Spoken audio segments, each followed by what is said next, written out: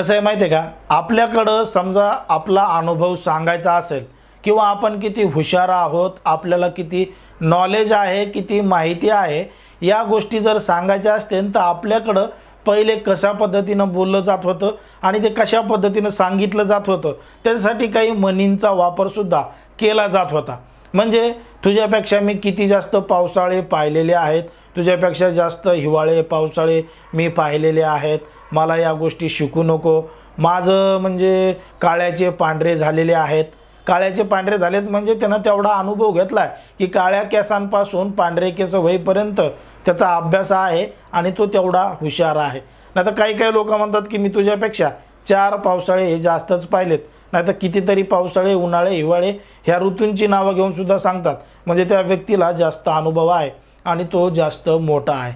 आता हा मुद्दा का काढला, हा विषय का निघाला, कारण की जी ओबीसीची महाएल्गार मोर्चा आहे, महासभा आहे ओबीसींचं आरक्षण बचाव म्हणून, त्यांची पहिली सभा अंबड इथं पार पडली आणि दुसरी सभा हिंगोली इथं पार पडली. मग याच हिंगोलीच्या सभेदरम्यान छगन भुजबळ असे म्हणाले की माझे काळ्याचे पांढरे झालेत, म्हणजे माझे जे हे पांढरे केस पिकलेत ते कशामुळं पिकलेत, ते उगच पिकले नाहीत, तर आंदोलनं करू करू, उपोषणं करू करू मी अनेक आंदोलनं पाहिलेत आणि म्हणूनच या काळ्याचे पांढरे झालेत आणि हे केस पिकलेले आहेत, असा अनुभव छगन भुजबळ यांनी सांगितला.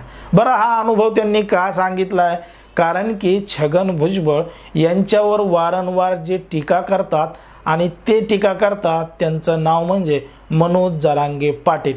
जेव्हापासून मराठा समाज हा आंदोलन करतोय, उपोषण करतोय आणि कुणबी असल्याचं जात प्रमाणपत्र सरकारकडे मागतोय, त्याचं नेतृत्व मनोज जरांगे पाटील करत आहेत. मनोज जरांगे पाटील यांच्या सभेला लाखोंची गर्दी होत आहे. महाराष्ट्रातला मराठा समाज हा मनोज जरांगे पाटील यांच्या पाठीमागं खंबीरपणे, ठामपणे उभा असलेला सुद्धा आपल्याला दिसतोय. म्हणूनच सरकारने या संपूर्ण प्रकरणाची गांभीर्यानं दखल घेऊन 24 डिसेंबरपर्यंत मराठ्यांना आरक्षण देऊ, कुणबी असल्याचं जात प्रमाणपत्र देऊ, असं आश्वासन मनोज जरांगे पाटील यांना दिलेलं आहे.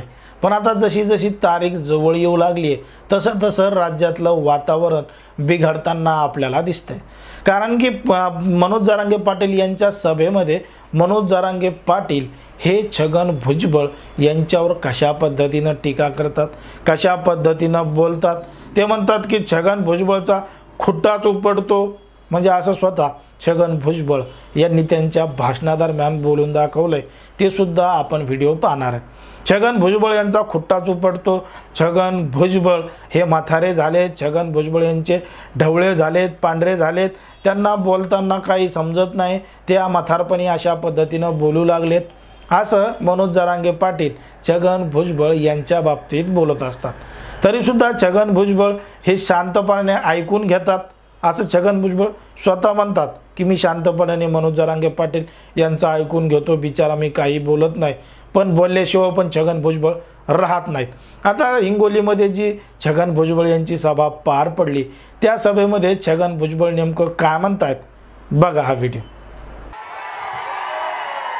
आता नवीनच बोलायला लागले, नवीन निर्माण नेते काय जे नवीन नेते म्हणले काय भुजबळ म्हातारा झाले, म्हातारा झालंय, अरे आहेच नाही यार, आता म्हातारा तर झालोच आहे, आता काय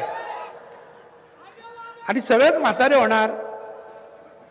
तुमचे पण माता पिता म्हातारे कदाचित झाले असतील, भाऊ तू पण होशीलच.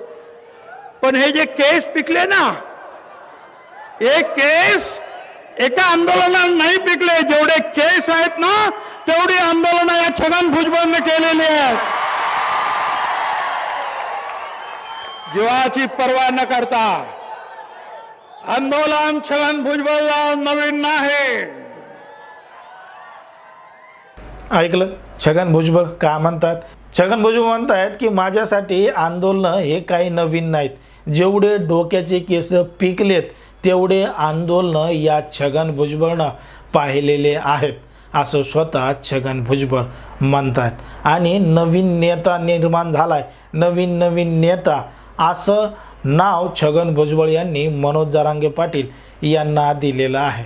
आता छगन भुजबळ हे देखील मनोज जरांगे पाटील यांच्यावर जोरदार टीका करू लागतात आणि त्याबद्दल बोलू सुद्धा लागतात। आता छगन भुजबळ हे ओबीसी समाजाचं नेतृत्व करत आहेत, मनोज जरांगे पाटील हे मराठा समाजाचं नेतृत्व करत आहेत। हे दोनही नेते त्यांच्या जागेवर ज्येष्ठ आहेत आणि त्यांना मानणारा वर्ग हा राज्यामध्ये मोठ्या संख्येने आहे।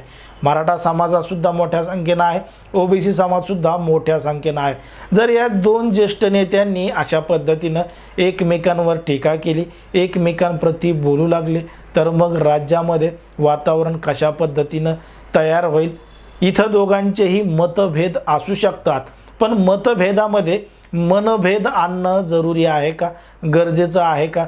जर मतभेदामधून मनभेद निर्माण झाले तर मग त्याचा परिणाम सामान्य लोकांवर सुद्धा होत असतो, कारण की सामान्य लोक, सामान्य नागरिक आपण जे म्हणतो ते सुद्धा कुठल्या ना कुठल्या तरी जाती धर्मातून येत असतात, आपापल्या नेत्याला मानत असतात। आणि मग हे असे जर दोन नेते, मोठे नेते एकमेकांप्रती बोलू लागले तर त्यांना मानणारे जो वर्ग आहे ते देखील एकमेकांप्रती बोलू लागतो, एकमेकांप्रती भांडू लागतो। आणि ते सुद्धा आपण सोशल मीडियावर मोठ्या प्रमाणात पाहत आहोत की दोन्ही समाजातले जे लोक आहेत ते एकमेकांना बोलू लागलेत, एकमेकांना भांडू लागलेत। म्हणजे एवढी वर्ष महाराष्ट्रामध्ये अगदी गुन्ह्या गोविंदाना राहणारे हे सगळे जे जाती धर्म पंथातील लोक आहेत त्यांच्यामध्ये अचानक अशा पद्धतीनं दुरावा का निर्माण होऊ लागला। मराठा समाजाला आरक्षण पाहिजे, त्यांना ओबीसीमध्ये जायचं आहे आणि इकडं ओबीसी समाजातले लोक त्यांनाच विरोध करत आहेत।